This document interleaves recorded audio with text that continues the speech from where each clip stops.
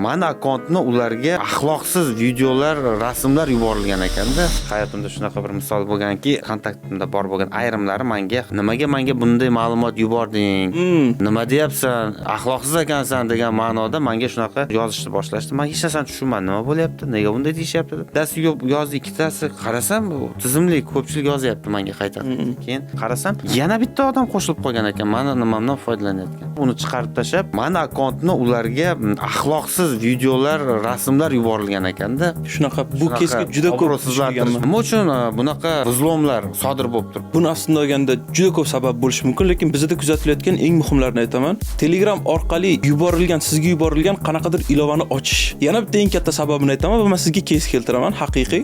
Siz o'zingiz bilmagan holatda akkauntingizga kimdir bog'lanishi mumkin. Masalan, Telegramni siz kompyuter versiyasini o'rnatgan bo'lsangiz, kompyuteringiz o'zingiz bilmagan holatda zararlangan bo'lsa, Telegramdagi ma'lumotlaringizni shundoq olib, o'zini Telegramiga joylashtirganda, siz akkauntingiz uni akkauntiga o'tadi. Boya aytdingiz, men qurilmalar ro'yxatida boshqa bitta qurilmani ko'ryapman deb.